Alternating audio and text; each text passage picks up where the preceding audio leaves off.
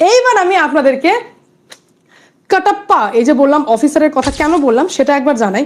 একটি ভিডিও আপনাদেরকে দেখতে হবে, প্রথমে দেখতে হবে না, শুনতে হবে। আমি আপনাদেরকে একটু একটু বাইট মমতা ব্যানার্জি, ভালোই লাগবে, খারাপ লাগবে না, একবার শুনে দেখুন কি বললেন দিদি, তারপর আমি যাচ্ছি ডিটেলস। দেখুন, মোথাবাড়িতে যে ঘটনা ঘটেছে, যে করেছে তাকে হাতে নাতে কে ধরেছে জানেন? আমাদের সিআইডি, অর্থাৎ লোকাল পুলিশ নয়। বাগডোগরা দিয়ে পালাচ্ছিল, মুম্বাই থেকে এসছিল, মুম্বাই থেকে বিজেপি ধার করে ওই মিমকে নিয়ে এসছে। আইএসএফ ওদের সাথে, কংগ্রেসেরও উস্কানি আছে আর বিজেপিরও উস্কানি আছে। বললেন এখানে কি যে অ্যারেস্ট করেছেন তিনি হচ্ছেন সিআইডি। এতক্ষণ পর্যন্ত আপনাদের কাছে খবরও ছিল যে মোফাক্কেরুল ইসলামকে যে অ্যারেস্ট করেছেন তিনি হচ্ছেন সিআইডি, লোকাল পুলিশ নয়, সিআইডি। এবার আমি আপনাকে জানাচ্ছি যে খবরটি কনফার্ম করেছিলেন কে জয় রমনা, যিনি হচ্ছেন এডিজি উত্তরবঙ্গ।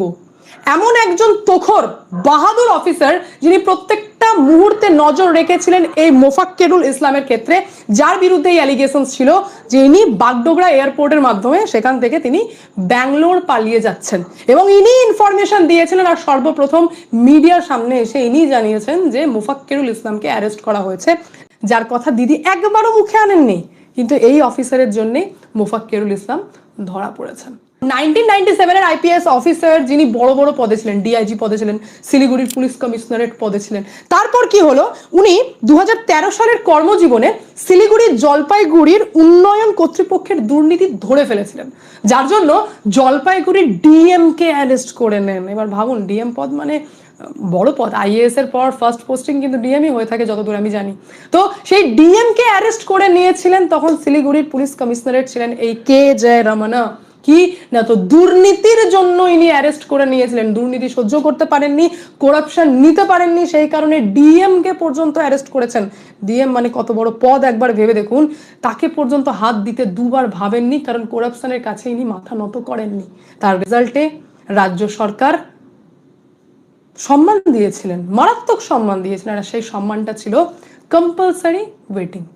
কম্পালসারি ওয়েটিং এ পাঠিয়ে দেওয়া হয়েছিল এই কে জয় রমনাকে, এবং সেখানে যথেষ্ট চর্চায় এসেছিল যে যেহেতু ইনি দুর্নীতি ধরে ফেলেছিলেন, যেহেতু ইনি ডিএম কে অ্যারেস্ট করেছেন, তো সেই কারণে রাজ্য সরকার এটা উপহার দিয়েছেন, সেটা হচ্ছে কম্পালসারি ওয়েটিং। প্রশাসনের কোপে পড়েও অনড় কালিয়াপ্পন জয়রামন। ডিজির সঙ্গে দেখা করার পরও নিজের পুরনো অবস্থানে অনড় থাকলেন শিলিগুড়ির সদ্য প্রাক্তন পুলিশ কমিশনার। এসজেডিএর কেলেঙ্কারিতে যুক্ত থাকার অভিযোগে মালদার জেলাশাসক বোদালা কিরণ কুমারকে গ্রেফতার করার পরই জয়রামনকে শিলিগুড়ি পুলিশ কমিশনারের পদ থেকে সরিয়ে দেওয়া হয়। খোদ মুখ্য সচিব বলেন, বাড়াবাড়ি করেছেন জয়রামন। আজকে শিলিগুড়ি কমিশনারেট থেকে মালদা জেলা শাসককে গ্রেপ্তার করা হয়েছে, এবং সাধারণ নিয়ম অনুযায়ী এত সিনিয়র অফিসারকে কিছু করার আগে রাজ্য সরকারের অনুমতি নেওয়া প্রয়োজন। এতটা সৎ অফিসার ছিলেন যে ওনাকে দিদি দেখলেন যে এইভাবে বসিয়ে রেখে তো লাভ নেই, তারপর ওনাকে করা হলো স্বামী বিবেকানন্দ স্টেট পুলিশ একাডেমির এডিজি ট্রেনিং। মানে ভাবি পুলিশ যারা হবেন তাদেরকে ট্রেনিং দেবেন, এটা হচ্ছে উপহার। কি না, তো দুর্নীতি ধরে ফেলেছিলেন, ডিএম কে অ্যারেস্ট করার উপহার হচ্ছে প্রথমে কম্পালসারি ওয়েটিং, তারপর ভাবি পুলিশদেরকে ট্রেনিং দিতে লেগেছিলেন, ট্রেনার হয়ে গেছিলেন, এবং তারপর ওনাকে এডিজি মডার্নাইজেশন পদে দেওয়া হয়। অর্থাৎ এই কোনো পদেরই ফিল্ড পাওয়ার নেই, জিরো ফিল্ড পাওয়ার, এই সম্মান দিয়েছিলেন রাজ্য সরকার।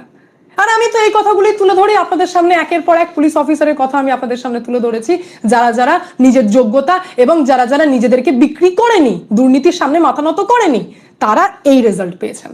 তারপর কি হয়েছে, 2025 সালের 16 জুন ভারত সরকারের এডিজি সমতুল্য পদে কাজ করার জন্য এমপ্যানেলড হয়েছিলেন। আর এরকম অফিসার যখন এমপ্যানেলড হন, স্পেশালি ভারত সরকারের এডিজি সমতুল্য পদের জন্য, সেটা যে কত বড় সম্মানের সেটা আমি আপনাদেরকে বলে বোঝাতে পারবো না। মানে এটা হচ্ছে সেই পদের এমপ্যানেলড হওয়া, মানে হচ্ছে ওনার কাজের জন্য ওনাকে চুজ করা হলো। মানে ধরুন 10 জন এমপ্লয়ি কাজ করছেন, তার মধ্যে হয়তো 3 জনকে আপনারা ম্যানেজার পোস্টে নেবেন, তো সেই ম্যানেজার পোস্টে নেবার জন্য যে কটি নামকে আপনারা যোগ্য হিসেবে তুলে ধরবেন, ধরুন 3-4টে, তার মধ্যে ইনি ছিলেন। অর্থাৎ ওনার কাজের যোগ্যতা হিসেবে ভারত সরকার এনাকে এডিজি সমতুল্য পদের জন্য এমপ্যানেলড করেছিলেন। আর তারপর আজ তিনি বর্তমানে 2026 মার্চ মাসে, বুঝতে পারছেন, কমিশন ততক্ষণে চলেই এসেছিলেন। তারপর তো অফিসারের হেরফের হতেই লাগে। মার্চ মাসে এনাকে এডিজি উত্তরবঙ্গ পদে বসানো হয়। আর ইনি ইনফরমেশন দিয়েছিলেন যে মোফাক্কেরুল ইসলাম এবং তৃণমূল কংগ্রেসের ডিজিটাল যোদ্ধা যিনি, উনি হচ্ছেন ইনসাফ বাংলার যে ছেলেটি ধরা পড়েছেন।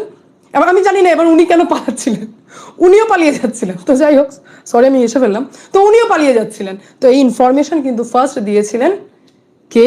জয়রামানা, যাকে কাটাপ্পা বলা হয়। কেন কাটাপ্পা বলা হয়? 2016 সালে যখন বাহুবলী সিনেমাটি আসে, তো কাটাপ্পা নিজের রাজধর্মকে ফলো করেছিল না, রাজধর্ম ওনার কাছে সব থেকে আগে ছিল নাকি personal relationship.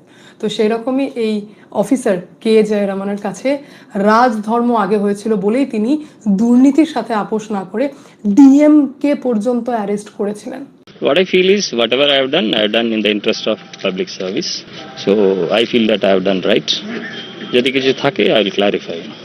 I have no regrets for leaving this. কারণ রাজধর্ম এনার কাছে কর্তব্য, এনার কাছে আগে হয়েছিল, যার রেজাল্টে পেয়েছিলেন কম্পালসারি ওয়েটিং।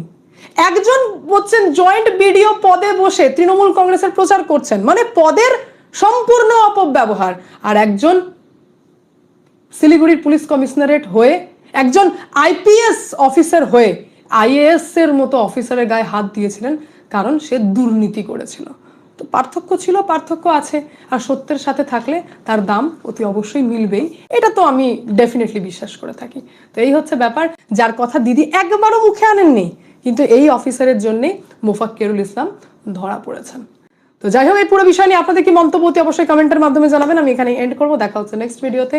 ভালো থাকবেন, সুস্থ থাকবেন, সঙ্গে অদ্বিতীয়া চ্যানেলকে অতি অবশ্যই সাবস্ক্রাইব করবেন, কারণ একটাই, যা হবে স্পষ্ট হবে।